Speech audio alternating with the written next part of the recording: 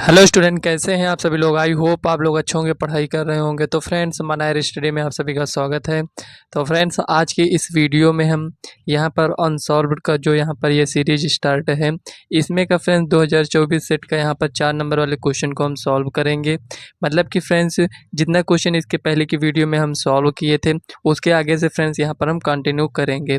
अगर आपने फ्रेंड्स इसके पहले की वीडियो को नहीं देखा है तो आप चैनल के प्लेलिस्ट में जाकर एक तरफ से वीडियो को देख सकते हैं।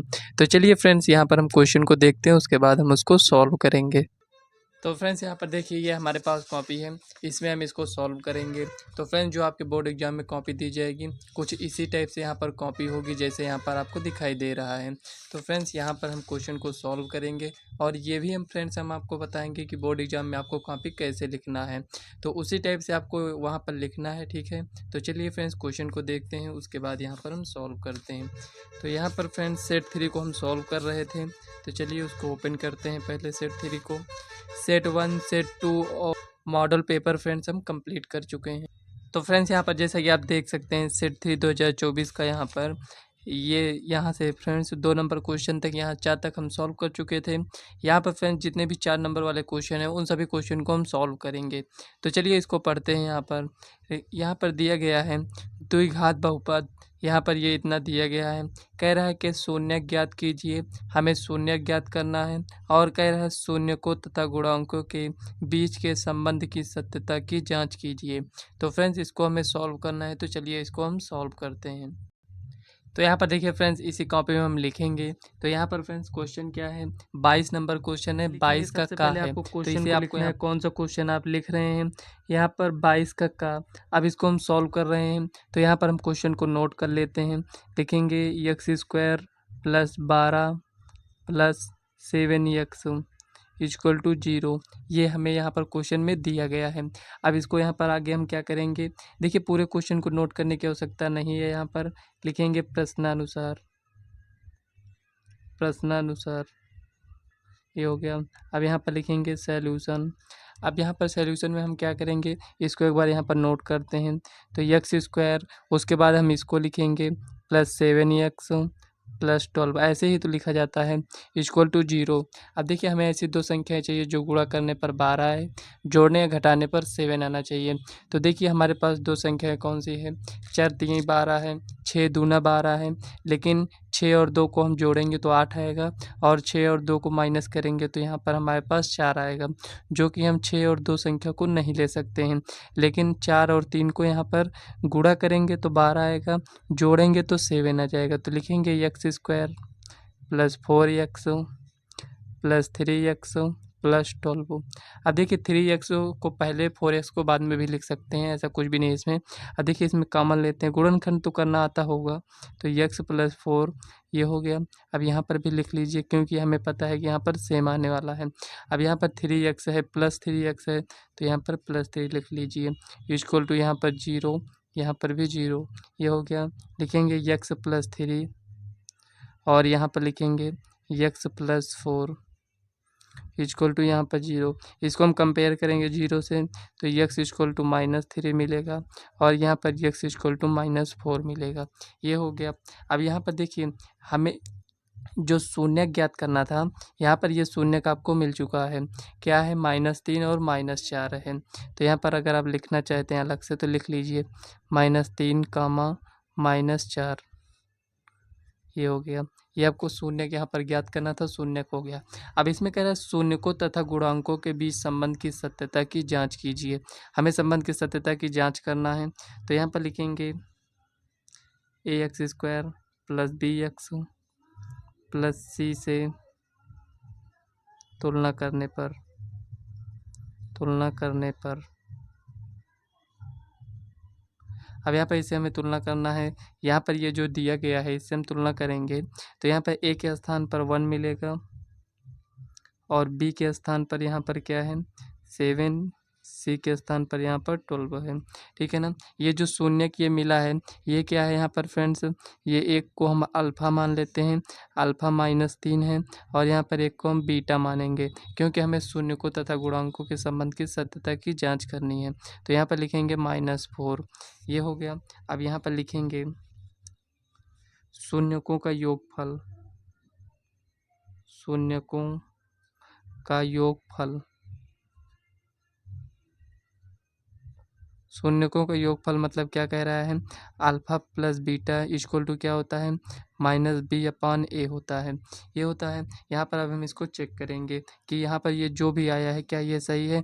अल्फा कितना है, -3 है, ये हो गया, प्लस यहाँ पर बीटा कितना है, यहाँ पर -4, तो -4 लिख लेते हैं, इक्वल टू माइनस पहले से है, बी क्या है यहाँ पर, बी 7 है, और यहाँ पर देखिए ए कितना है, 1 है, तो 1 लिख लेते हैं। देखिए इसको हम ऐड करेंगे तो -7 इक्वल टू -7, मतलब कि LHS इक्वल टू यहाँ पर RHS है।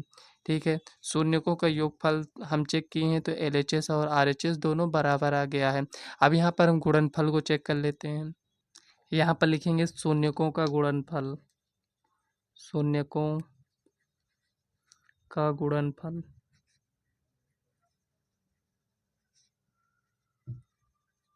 शून्यकों का गुणनफल क्या होता है, तो यहाँ पर alpha into beta equal to क्या होता है, सी अपॉन ए, ये होता है। अल्फा और बीटा कितना है, तो यहाँ पर देखिए अल्फा, 1 मिनट चेक कर लेते हैं अल्फा कितना है, अल्फा -3 है और बीटा -4 है, ये हो गया। सी की वैल्यू कितना है और ए की वैल्यू कितना है, यहाँ पर चेक कर लेते हैं 1 मिनट। यहाँ पर सी 12 है, ए 1 है, तो यहाँ पर सी के स्थान पर 12 लिखेंगे, ए के स्थान पर 1 लिखेंगे। इसको गुणा करेंगे तो माइनस माइनस प्लस हो जाएगा, तो यहाँ पर आएगा 12 इक्वल टू यहाँ पर 12, क्या है यहाँ पर LHS इक्वल टू RHS, यहाँ पर ये आ चुका है। अब यहाँ पर आपको क्या लिखना है, देखिए शून्यकों का योगफल और शून्यकों का गुणनफल आपने चेक कर लिया है, तो आपको यहाँ पर लिख देना है प्रूव्ड, ऐसे यहाँ पर आपको लिख देना है, ये इस टाइप से, ऐसे मतलब यहाँ पर समझ में आना चाहिए कि आप आंसर यहाँ पर कंप्लीट कर चुके हैं। ये हो गया, तो चलिए यहाँ पर नेक्स्ट क्वेश्चन को हम सॉल्व करते हैं। तो लिखेंगे यहाँ पर 22 का खा, यहाँ पर ये हो गया। अब 22 का यहाँ पर खा हम यहाँ पर सॉल्व करेंगे, तो चलिए पहले क्वेश्चन को पढ़ते हैं, उसके बाद हम उसको सॉल्व करेंगे। तो यहाँ पर देखिए क्वेश्चन में क्या लिखा है, क्वेश्चन दिख रहा होगा, 1 मिनट फ्रेंड थोड़ा सा जूम करते हैं।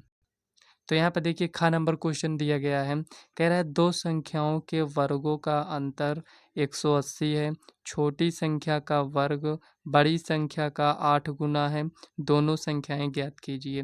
देखिए क्वेश्चन को तो आपने पढ़ लिया, क्वेश्चन को पढ़कर फ्रेंड्स जब तक आप समझेंगे नहीं तब तक क्वेश्चन को सॉल्व भी नहीं कर पाएंगे।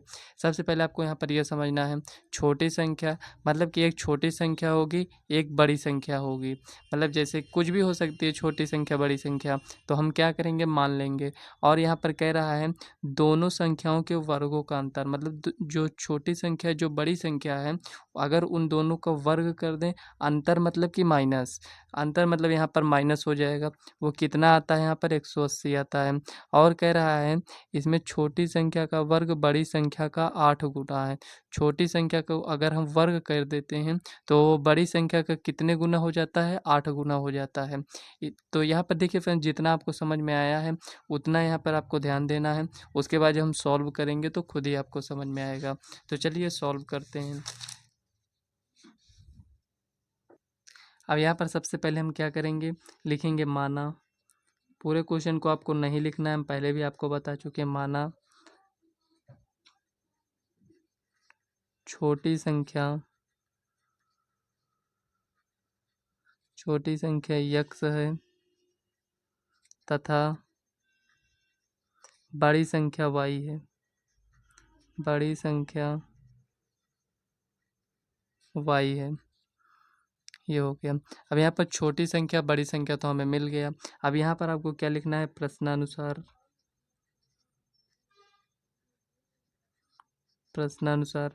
अब प्रश्नानुसार में क्या है कि दोनों संख्याओं के वर्गों का अंतर, अब यहाँ पर दोनों संख्याओं के वर्गों का अंतर, तो यहाँ पर ये छोटी संख्या ये बड़ी संख्या, तो ये बड़ी संख्या है, इसका वर्ग करेंगे तो हमें बड़ी संख्या ही मिलेगा। तो यहाँ पर लिखेंगे y² minus x² equal to यहाँ पर कितना है 180, दोनों संख्याओं के वर्गों का अंतर, अंतर कह रहा है तो यहाँ पर माइनस लगाएंगे, ये समीकरण 1 आपका बन जाएगा। और यहाँ पर दूसरा समीकरण क्या बनेगा, कह रहा है छोटी संख्या का वर्ग। छोटी संख्या यहाँ पर ये है, तो अगर हम इसका वर्ग कर देते हैं तो ये बड़ी संख्या के 8 गुने के बराबर हो जाता है। अब यहाँ पर ये नहीं समझ में आ रहा है कि 8 यहाँ पर लिखें या 8 यहाँ पर लिखें। तो यहाँ पर आपको ये समझना है कि यहाँ पर देखिए छोटी संख्या का वह बड़ी संख्या का 8 गुना है, मतलब कि ये तो ज़्यादा हो जाएगा। तो यहाँ पर इसको दोनों को बराबर करने के लिए हमें 8 से यहाँ पर इसमें गुणा करना होगा, तब जाकर यहाँ पर दोनों संख्याएं बराबर होगी। समीकरण 2 हो गया। अब इन दोनों समीकरण को सॉल्व कर लीजिए, आपका आंसर आ जाएगा। तो चलिए यहाँ पर लिखते हैं समीकरण, यहाँ पर आपको लिख देना है सॉल्यूशन। समीकरण 2 का मान 1 में रखने पर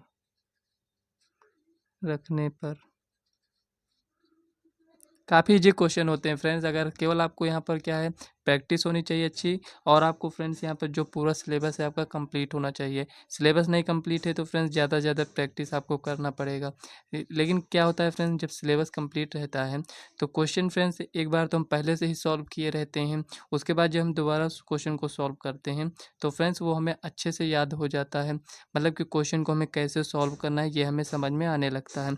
तो समीकरण 2 का मान समीकरण 1 में रखेंगे, तो समीकरण 2 का मान क्या है, यक्स स्क्वायर के स्थान पर 8y लिखेंगे, तो यहाँ पर लिखेंगे y square minus 8y equal to, यहाँ पर 180 है तो इसको हम 75 करके इस साइड लिख लेते हैं, इक्वल टू यहाँ पर 0।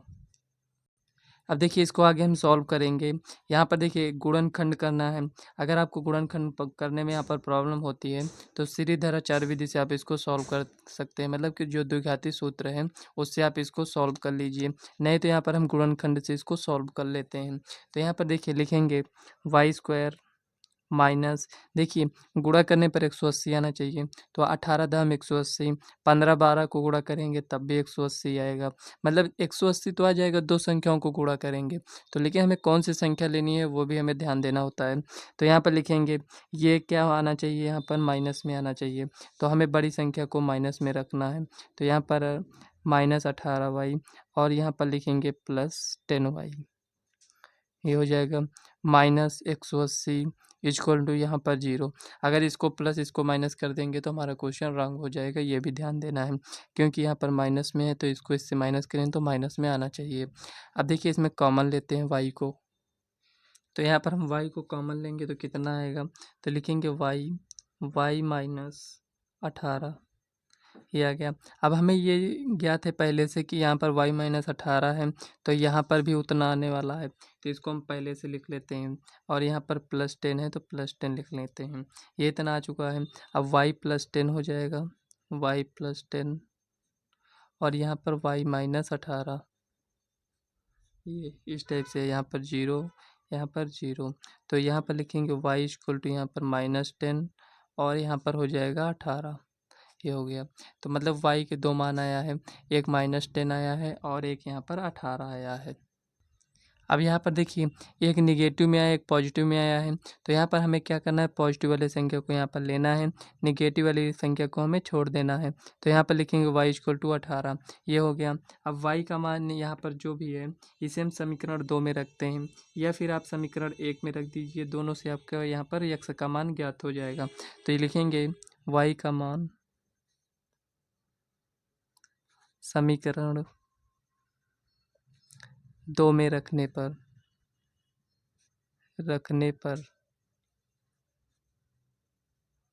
तो यहाँ पर y का मान रखेंगे तो x स्क्वायर इक्वल टू यहाँ पर हो जाएगा 8 इंटू 18, ये हो जाएगा x स्क्वायर इक्वल टू 144, और यहाँ पर x का मान देखें तो यहाँ पर 12 आ जाएगा।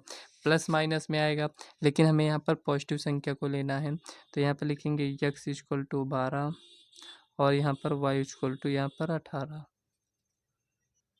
तो यहाँ पर देखिए फ्रेंड्स, हम आपको एक इन्फॉर्मेशन देना चाहते हैं। कुछ स्टूडेंट फ्रेंड्स कमेंट करते हैं कि भाई आपकी वीडियो यहाँ पर हमें पूरी नहीं मिल रही है, तो आपको क्या करना है फ्रेंड्स, यूट्यूब पर जाना है, उसके बाद यहाँ पर सर्च करना है मानायर स्टडी। तो यहाँ पर आप जब ऐसे सर्च करेंगे मानायर स्टडी, ये आ जाएगा इसमें, तो आपको क्या करना है यहाँ पर देखिए, यहाँ पर ये आपने इसको सब्सक्राइब नहीं किया है तो आपको क्या करना है, सब्सक्राइब कर लेना है। यहाँ पर देखिए फ्रेंड्स, यहाँ पर आपको प्लेलिस्ट मिल जाएगा, सब आपको यहाँ पर सही देखना है। प्लेलिस्ट में क्या है फ्रेंड्स, अभी जल्दी 2 वीडियो अपलोड किए हैं यहाँ पर फार्मूला रिवीजन, मतलब कि पूरे बुक का फार्मूला आपको इस वीडियो में मिल जाएगा, इन दोनों वीडियो में कंप्लीट किया गया है। उसके बाद फ्रेंड्स यहाँ पर अनसॉल्व्ड की 17 वीडियो अपलोड कर चुके हैं। यहाँ पर देखिए ये सभी वीडियो हैं, आपको क्या करना है, सभी प्रीवियस ईयर क्वेश्चन हैं इसी अनसॉल्व्ड के हैं, मतलब कि जो मॉडल पेपर सॉल्व किए हैं और सेट 1 सेट 2 जो कंप्लीट कर चुके हैं, इसी में फ्रेंड्स आपको एक तरफ से वीडियो मिल जाएगी। ऐसे अगर आप देखेंगे तो एक तरफ से सभी वीडियो हैं, तो यहाँ से आप इस वीडियो को देख सकते हैं। तो चलिए फ्रेंड्स आते हैं अपने टॉपिक पर। तो फ्रेंड्स यहाँ पर देखिए ये आपका फाइनल आंसर आ चुका है। तो इसमें आपको क्या करना है, बॉक्स में ऐसे इस टाइप से यहाँ पर इसे लिख देना है, ठीक है ना, ऐसे यहाँ पर लिख सकते हैं। तो यहाँ पर अगर आप यहाँ पर थोड़ा सा और ऐड करना चाहते हैं तो लिख देंगे, आता है छोटी संख्या,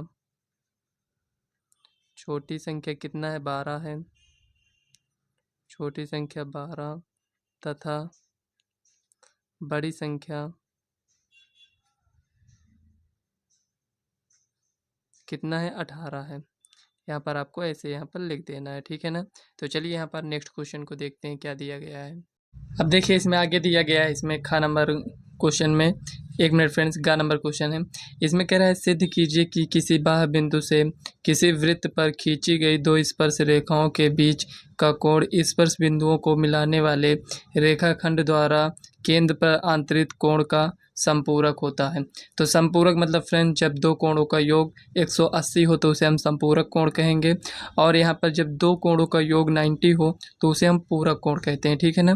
तो यहाँ पर संपूरक मतलब 180 हमें बताना है। तो यहाँ पर क्वेश्चन को पढ़कर तो हो सकता है फ्रेंड्स सही से ना समझ में आया हो, तो चलिए फ्रेंड्स फिगर बनाते हैं, उसके बाद हम समझते हैं कि यहाँ पर ये क्वेश्चन में कह क्या रहा है। अब यहाँ तक देखिए फ्रेंड्स ये वृत्त बना लिए हैं। अब यहाँ पर देखिए कोई एक बाह्य बिंदु लेते हैं, यहाँ पर एक बिंदु ये है, इससे हम इसको यहाँ पर ड्रा कर लेते हैं। हमें क्या करना है, इस पर से रेखा बनाना है, तो चलिए पहले ड्रा कर लेते हैं, उसके बाद इसको हम, तो यहाँ पर देखिए फ्रेंड्स ये गा नंबर क्वेश्चन है, तो इसमें हम लिख लेते हैं गा, ये हो गया। अब देखिए ये एक वृत्त है, ये फ्रेंड्स बाह्य बिंदु है, इस पर से रेखा खींचा गया है। तो कह रहा है यहाँ पर ये कोण और यहाँ पर ये कोणों को मिलाकर यहाँ पर ये कितना होता है, 180 होता है। तो यहाँ तक फ्रेंड्स ये आप जानते होंगे कि ये 90 होता है, मतलब कि स्पर्श बिंदु और त्रिज्या के बीच के जो कोण होता है वो 90 के बराबर होता है। तो यहाँ पर ये भी 90 है, ये भी 90 है, तो यहाँ पर कितना हो गया, 180। तो यहाँ पर इन दोनों कोणों का योग कितना होगा, 180 तो होगा, क्योंकि ये जो बन रहा है यहाँ पर ये चतुर्भुज बन रहा है। तो यहाँ पर इसको आप नेम देना चाहते हैं तो ओ ए बी सी। अब देखिए इसमें हमें लिखना क्या है उसको यहाँ पर हम समझते हैं। तो यहाँ पर लिखेंगे माना ओ केंद्र का एक वृत्त है, ओ केंद्र का एक वृत्त है, ये हो गया, और इस पर 2 स्पर्श रेखाएं हैं, लिखेंगे तथा इस पर 2 स्पर्श रेखाएं हैं,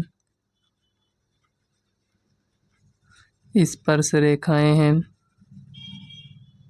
स्पर्श रेखाएं लिख लेते हैं, यहाँ पर ए बी और ए सी हैं, रेखाएं ए बी तथा ए सी हैं, ए बी तथा ए सी है, ये हो गया। यहाँ तक आपने इसको लिख लिया। अब यहाँ पर देखिए आपको यहाँ पर सिद्ध क्या करना है, यहाँ पर इन दोनों कोणों का योग कितना होगा, मतलब कि संपूरक, कहने का मतलब यहाँ पर 180 होना चाहिए। यहाँ पर ये इतना हो गया, तो चलिए आगे यहाँ पर इसको लिखते हैं, और यहाँ पर हम लिखेंगे सिद्ध करना है, सिद्ध करना है। यहाँ पर हमें सिद्ध क्या करना है, angle A B C, angle A B C plus angle A O C, A O C कितना होना चाहिए, 180। यही हमें यहाँ पर सिद्ध करना है। तो चलिए इसको हम सिद्ध करते हैं। तो सबसे पहले आपको क्या करना है, यहाँ पर लिखना है सॉल्यूशन। सॉल्यूशन में यहाँ पर आपको क्या लिखना है, यहाँ पर देखिए ये जो 90 होता है, यहाँ पर ये जो 90 होता है ये आपका प्रमेय है। तो यहाँ पर हम डायरेक्ट क्या करते हैं, प्रमेय लिख देते हैं। यहाँ पर लिखेंगे हम जानते हैं हम जानते हैं कि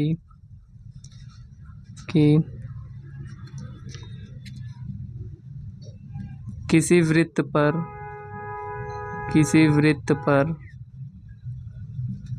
खींची गई स्पर्श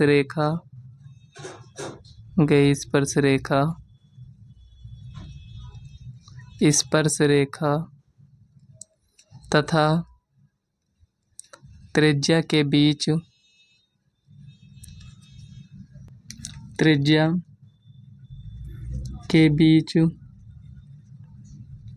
बना कोण समकोण होता है। बना कोण समकोण होता है।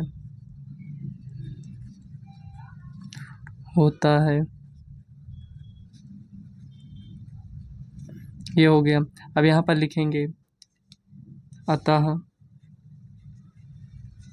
यहाँ पर आपको एंगल को दिखा देना है। तो यहाँ पर देखिए जो एंगल है क्या है, यहाँ पर OAB और OCB क्या है, बराबर। तो यहाँ पर लिखेंगे angle OAC equal to angle OAB। एक मिनट फ्रेंड्स, यहाँ पर तो यहाँ पर लिखेंगे OCB है, ठीक है ना। OAC और OCB क्या है, बराबर है। क्या है, यहाँ पर समकोण है। यहाँ पर ये हो गया। अब यहाँ पर लिखेंगे चतुर्भुज OABC में। अब यहाँ पर सभी एंगल को आपको लिख लेना है। तो यहाँ पर लिखेंगे angle OAC plus angle OCB, ये हो गया प्लस। तो यहाँ पर लिखेंगे एंगल AOC प्लस, और यहाँ पर लिखेंगे एंगल ABC इक्वल टू, यहाँ पर कितना होगा, 360, क्योंकि चतुर्भुज के चारों कोणों का योग कितना होता है, 360। यहाँ पर OAC और OCB कितना है, 90 plus 90 plus angle AOC plus angle ABC equal to, यहाँ पर 360 हो जाएगा। तो angle AOC plus angle ABC equal to, यहाँ पर कितना हो जाएगा, 360। इसको ऐड करेंगे तो -180, ये हो गया। तो यहाँ पर लिखेंगे angle AOC plus angle ABC equal to 180। तो देखिए फ्रेंड्स, यही हमें प्रूव करना था और ये आपका प्रूफ हो चुका है। इसी टाइप से हमें क्वेश्चन को सॉल्व करना है। तो यहाँ पर लिखेंगे प्रूव्ड, ये आ चुका है। देखिए फ्रेंड्स, 4 नंबर का क्वेश्चन था। कुछ इस टाइप से आपको इसको सॉल्व करना था। तो चलिए नेक्स्ट क्वेश्चन देखते हैं क्या दिया गया है। अब इसमें देखिए दिया गया है आकृति OA.OB, मतलब कि OA.OB इक्वल टू है OC.OD। तो कह रहा है इसमें दर्शाइए कि angle A equal to angle C है और एंगल B एंगल D के बराबर। मतलब हमें इसको सिद्ध करना है कि एंगल A जो है एंगल C के बराबर है, एंगल B जो है एंगल D के बराबर है। तो चलिए इस फिगर को बनाते हैं और इसी के हेल्प से हम इसको सिद्ध करेंगे। तो देखिए यहाँ पर पहले इसको हम फिगर को यहाँ पर बना लेते हैं, ये हो गया। और यहाँ पर इसको इस टाइप से यहाँ पर कुछ बनाना है। अब यहाँ पर इसको हमें मिला देना है, यहाँ पर ये हो गया और यहाँ से ये इसको ऐसे मिला देना है। अब यहाँ पर देखिए थोड़ा सा यहाँ पर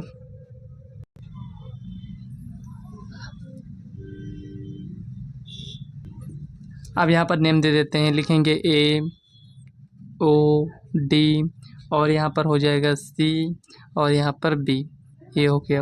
अब यहाँ पर जो भी दिया उसको यहाँ पर लिखेंगे। तो यहाँ पर लिखेंगे दिया है, क्या दिया है यहाँ पर, OA.OB इक्वल टू OC.OD, ये दिया है। और यहाँ पर लिखना है हमें सिद्ध करना है, सिद्ध करना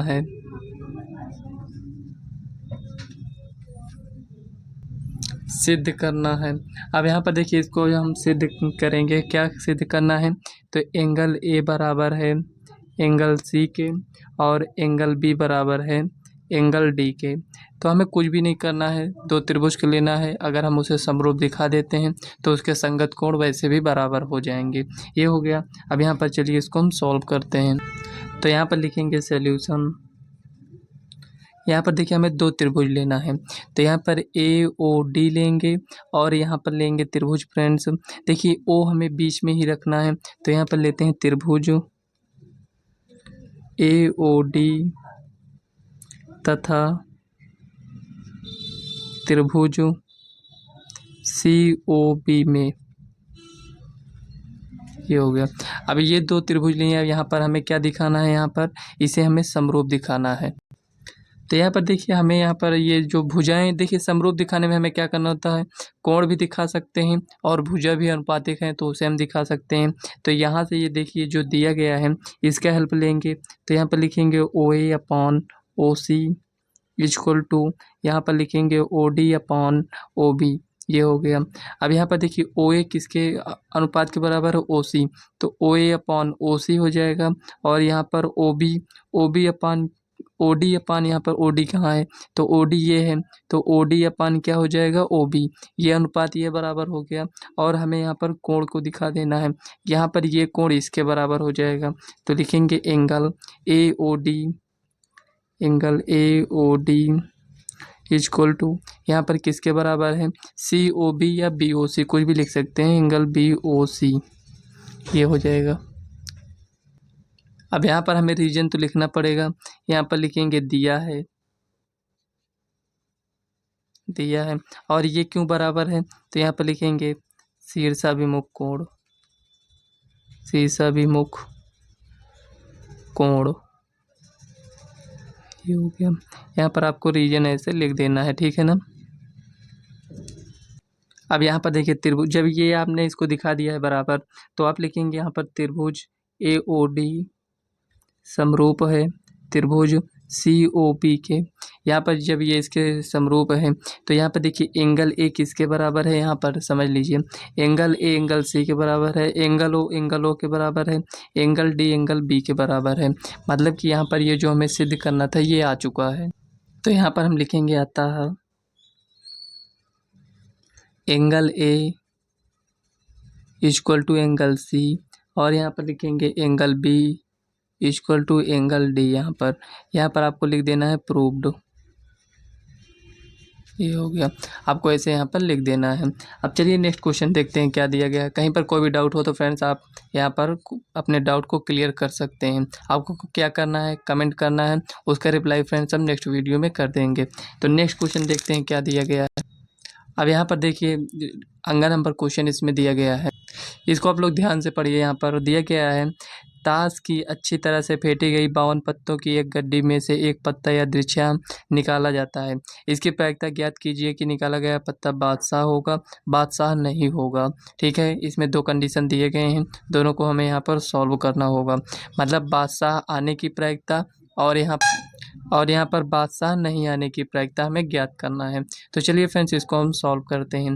देखिए फ्रेंड्स ताश की गड्डी से रिलेटेड अगर क्वेश्चन आएगा, अगर आपको ये लगता है कि हम नहीं सॉल्व कर पाएंगे, तो ताश से रिलेटेड फ्रेंड्स आपको जानकारी होनी चाहिए कि कौन से कितने पत्ते होते हैं, ये सभी जानकारी फ्रेंड्स आपको होनी चाहिए। तो फ्रेंड्स इस पर भी हम वीडियो बनाए हैं, अलग से एक वीडियो, उसको फ्रेंड्स आप लोग देख लीजिएगा। ज़्यादा लंबी वीडियो नहीं है, 10-15 मिनट की वीडियो है। अगर आप उसको देख लेते हैं तो फ्रेंड्स ताश से रिलेटेड डाउट नहीं रहेगा, ये मानकर आप चलिए। तो यहाँ पर चलिए इसको हम सॉल्व करते हैं। तो यहाँ पर लिखेंगे सॉल्यूशन। तो यहाँ पर लिखेंगे कुल पत्तों की संख्या, कुल पत्तों की संख्या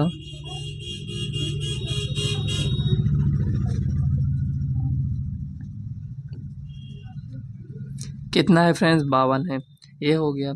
और यहाँ पर लिखेंगे बादशाह, और आगे यहाँ पर लिखेंगे ताश की गड्डी में, ताश की गड्डी में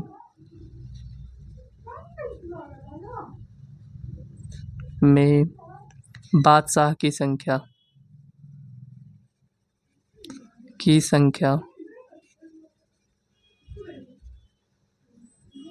कितना होता है फ्रेंड्स, 4 होते हैं। तो यहाँ पर लिखेंगे 4। देखिए फ्रेंड्स 13-13 समूह में बटे होते हैं, 4 समूह होते हैं, 4 में फ्रेंड्स एक एक बादशाह अगर काउंट करेंगे तो यहाँ पर 4 बादशाह होंगे। ये इतना आ गया। केवल आपको इतना ही इस क्वेश्चन में समझना है बस। जो फर्स्ट और सेकंड क्वेश्चन पूछा गया है फ्रेंड्स, उसका रिप्लाई आप अपने आप यहाँ पर कर सकते हैं। कहने का मतलब फ्रेंड्स यहाँ पर ये हुआ कि यहाँ पर ये 2 नंबर का क्वेश्चन था जो कि इसे 4 नंबर में दे दिया गया है। इतना ईजी क्वेश्चन है ये, मानकर चलिए। तो यहाँ पर लिखेंगे बादशाह आने की प्रायिकता, बादशाह आने की प्रायिकता, आने की प्रायिकता। तो यहाँ पर लिखेंगे अनुकूल परिणामों की संख्या, अनुकूल परिणामों की संख्या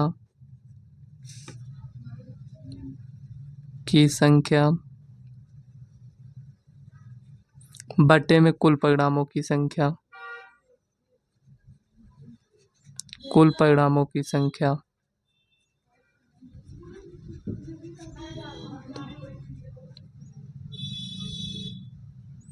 ये हो गया। अब देखिए अनुकूल परिणामों की संख्या कितना है, यहाँ पर 4 है तो लिखेंगे 4, और कुल कितना है 52। ये हो गया। 2 से इसको डिवाइड करेंगे तो यहाँ पर 2, और यहाँ पर 26। 2 से इसको डिवाइड करेंगे तो 1/13 इक्वल टू 1/13। तो यही आपका फाइनल आंसर हो जाएगा। अब यहाँ पर दूसरा कह रहा है बादशाह नहीं होगा, मतलब कि यहाँ पर कह रहा है क्वेश्चन में, ये आपका फर्स्ट हो गया, यहाँ पर ये सेकंड हो गया। लिखेंगे बादशाह नहीं आने की प्रायिकता, बादशाह नहीं आने की प्रायिकता, नहीं आने की प्रायिकता की प्रायिकता। बादशाह नहीं आने की प्रायिकता में क्या हो जाएगा फ्रेंड्स, यहाँ पर देखिए बादशाह, अगर यहाँ पर कुल पत्ते कितने हैं 52 हैं, ठीक है ना, ये 52 हो गया। अब यहाँ पर बादशाह नहीं आना चाहिए, इसका मतलब ये हुआ कि जो 52 पत्ते हैं उसमें से 4 बादशाह को निकाल दीजिए, तो कितने बचेंगे फ्रेंड्स, 48 बचेंगे। तो बस यही आपको यहाँ पर लिखना था। इसको हम 4 से डिवाइड करेंगे तो 4 एक कलम 4 दूनी 8, और 4 से यहाँ पर ये डिवाइड करेंगे तो 4 तीन 12, मतलब कि यहाँ पर 12/13। यही आपका फाइनल आंसर हो जाएगा। अगर आप इसको ऐसे नहीं सॉल्व करना चाहते हैं तो आप इसको कैसे सॉल्व कर सकते हैं, यहाँ पर ये समझ लेते हैं। यहाँ पर देखिए बादशाह नहीं आने की प्रायिकता, तो यहाँ पर देखिए 1 लिखेंगे, 1 माइनस 1/13 से इसको सॉल्व कर सकते हैं। मतलब कहने का मतलब यहाँ पर ये हुआ कि इस फार्मूले से भी इसको हम सॉल्व कर सकते हैं। इस फार्मूले को आपको लिखना नहीं है, तो यहाँ पर लिखेंगे P plus PE0 equal to यहाँ पर 1 होता है। तो यहाँ पर इसकी प्रायिकता हमें ज्ञात थी, इसको पक्षांतर करते, यहाँ पर ये ज्ञात था, इसको हम पक्षांतर करते तो यहाँ पर ये नहीं आने की प्रायिकता, ये नहीं आने की प्रायिकता होती है, तो यहाँ पर ये हमें मिल जाता। इस टाइप से आप इसको सॉल्व भी कर सकते थे। अब देखिए फ्रेंड्स यहाँ पर इतना कम स्पेस बच रहा है, तो यहाँ पर हमें क्वेश्चन को सॉल्व नहीं करना है, तो इसे हमें नेक्स्ट पेज में सॉल्व करना पड़ेगा जो आगे का क्वेश्चन है। एक बात फ्रेंड्स आपको और यहाँ पर ध्यान देना है, क्वेश्चन में लिखा है किन्हीं 5 भागों को हल कीजिए, तो हमें किन्हीं 5 भागों को हल करना है, मतलब कि यहाँ पर थोड़ा सा समझ लीजिए। यहाँ पर 6 क्वेश्चन दिए गए हैं, तो 6 में से हमें 5 को ही सॉल्व करना है, एक को हमें नहीं सॉल्व करना है। जो क्वेश्चन आपको नहीं आता हो इसको एक को आप मत सॉल्व करिए, लेकिन 6 क्वेश्चन में 5 क्वेश्चन को आपको सॉल्व करना है, चाहे जो क्वेश्चन आप 5 सॉल्व कर लीजिए। लेकिन फ्रेंड्स यहाँ पर हम 6 क्वेश्चन है तो 6 क्वेश्चन को हम सॉल्व कर आपको बताएंगे, ठीक है ना। तो चलिए एक क्वेश्चन और बचा है, उसको हम सॉल्व कर लेते हैं। उसके बाद के 6 नंबर के जितने भी क्वेश्चन है उसे हम नेक्स्ट वीडियो में सॉल्व कर लेंगे। तो यहाँ पर देखिए लास्ट क्वेश्चन है 4 नंबर क्वेश्चन। इसमें निम्नलिखित बारंबारता बंटन का माध्यक ज्ञात कीजिए। मतलब ये दिया गया है, हमें यहाँ पर माध्यक ज्ञात करना है। काफ़ी इजी क्वेश्चन है, तो चलिए इसको हम सॉल्व कर लेते हैं। तो यहाँ पर सबसे पहले क्वेश्चन को हमें नोट करना है, तो यहाँ पर लिखेंगे 4 नंबर है। तो यहाँ पर देखिए जैसे आप यहाँ पर का खा गा घा ऐसे क्वेश्चन में दिया गया है, तो इसमें जो क्वेश्चन आप सॉल्व कर रहे हैं उसी को लिखना है। जैसे 4 नंबर क्वेश्चन है तो 4 को लिखना है, खा नंबर सॉल्व कर रहे हैं तो खा ही लिखना है, ठीक है, ऐसे आपको सॉल्व करना है। तो यहाँ पर लिखेंगे वर्ग अंतराल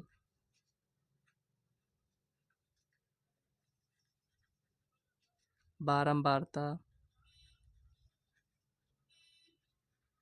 देखिए माध्यक ज्ञात करना है, तो इसमें हम संचयी बारंबारता ज्ञात करते हैं, तो लिखेंगे संचयी बारंबारता। ये हो गया, एक साथ यहाँ पर लिख लिए हैं, इसको यहाँ पर ऐसे ड्रा करते हैं, ये आ गया। तो यहाँ पर लिखेंगे 0 से 10, 10 से 20 है, 20 से 30, 30 से 40, 40 से 50, यहाँ पर 50 से 60 तक है, ये इतना है। उसके बाद यहाँ पर है 5, 8, 20 और यहाँ पर 15 है, 7 है, उसके बाद यहाँ पर 5 है। संचयी बारंबारता हमें ज्ञात करना है, तो कैसे हम ज्ञात करेंगे, ये जो 5 है इसको लिखा रहने दीजिए, उसके बाद ऐसे ऐसे ऐड करते जाएंगे। 8 5 कितना होगा, 13 हो जाएगा, और 20 में 13 को ऐड करेंगे तो 33 आएगा, 33 में इसको ऐड करेंगे तो देखिए 33 10 43, 5 48, ये हो जाएगा। 48 में 7 को ऐड करेंगे तो 55 आएगा, 55 में 5 को ऐड करेंगे तो 60। अगर आप इसको चेक करना चाहते हैं जो ऐड किए क्या ये सही है, तो आप इसको ऐड कर लीजिए, 60 आना चाहिए। तो यहाँ पर देखिए 20 और 28, 28 5 33, 43 5 48, 48 और यहाँ पर 7 55 5 60, ये सही है। अब यहाँ पर यन कितना आया है, यन इक्वल टू 60 आया है, हमें यन बाई 2 ज्ञात करना है, तो यहाँ पर कितना हो जाएगा, 30 हो जाएगा, मतलब इसका आधा हमें ज्ञात करना है, 30 आ चुका है। तो यहाँ पर देखिए, यहाँ पर हम सी एफ और एफ किसको मानते हैं ये आपको ध्यान देना है। तो यहाँ पर संचयी बारंबारता में सी एफ ये 30 आया है, तो यहाँ पर 33 से कम हमें लेना है, तो यहाँ पर ये आपका सी एफ हो जाएगा। अब जिसको सी एफ माने हैं, एक और नीचे आते हैं बारंबारता में आएंगे, तो यहाँ पर बारंबारता में क्या हो जाएगा फ्रेंड्स, ये सी एफ है तो यहाँ पर एफ। अब जिसको एफ हम माने हैं उसके यहाँ पर इस साइड आएंगे वर्ग अंतराल में, तो यहाँ पर यल कितना हो जाएगा, तो यल यहाँ पर 20 हो जाएगा, और यच कितना होगा, दोनों का डिफरेंस, तो यहाँ पर 10 हो जाएगा। कहने मतलब यहाँ पर यफ अगर हम देखें तो 20 है, और सी एफ देखें तो यहाँ पर 13 है। अब यहाँ पर देखिए माध्यक का फार्मूला लिख लेते हैं, माध्यक इक्वल टू, यहाँ पर होता है L plus n/2 minus C F upon F into H, ये फार्मूला आपने लिख लिया है। अब यहाँ पर इस पे वैल्यू रखेंगे, माध्यक इक्वल टू, यहाँ पर देखिए यल कितना है 20 है, प्लस n/2 कितना है यहाँ पर आप कहेंगे 30, माइनस सी एफ कितना है 13 है, एफ कितना है यहाँ पर 20 है, और एच कितना है यहाँ पर, एच 10 है, ये हो गया। अब यहाँ पर लिखेंगे 20 प्लस, इसमें से इसको माइनस करेंगे तो यहाँ पर कितना आएगा, तो यहाँ पर देखिए 30 में से 13 को माइनस कर दीजिए, तो 30 में से 13 को माइनस करेंगे तो 17 आएगा, 17/20 इंटू 10, ये हो गया। इससे इसको डिवाइड करेंगे तो यहाँ पर 2 बार में जाएगा, 2 को 17 से हम डिवाइड करेंगे तो यहाँ पर हो जाएगा 20 प्लस 2 8 16, 8.5, मतलब कि 28.5 आएगा, यही आपका फाइनल आंसर है। तो यहाँ पर आप लिखना चाहते हैं तो लिख लीजिए 28.5 आंसर। तो यहाँ पर देखिए आपको ऐसे इसी टाइप से क्वेश्चन को सॉल्व करना है। तो फ्रेंड्स देखिए ये आपके यहाँ पर एक भी नंबर यहाँ पर कटने वाले नहीं है, ये आपको ध्यान देना है। अगर ये 4 नंबर का क्वेश्चन है तो इसमें आपको 4 नंबर पूरे मिलने वाले हैं। तो देखिए फ्रेंड्स यहाँ पर जितने भी 4 नंबर वाले क्वेश्चन थे उन सभी को हम सॉल्व कर चुके हैं। इसके बाद फ्रेंड्स 6 नंबर वाले क्वेश्चन है उसे हम नेक्स्ट वीडियो में सॉल्व करेंगे। तो वीडियो कैसी लगी कमेंट बॉक्स में ज़रूर बताइएगा। वीडियो पसंद आए तो वीडियो को लाइक व चैनल को सब्सक्राइब कर लीजिएगा, और इस वीडियो को अपने फ्रेंड्स को भी शेयर कर दीजिएगा। तो चलिए फ्रेंड्स मिलते हैं नेक्स्ट वीडियो में, तब तक के लिए बाय।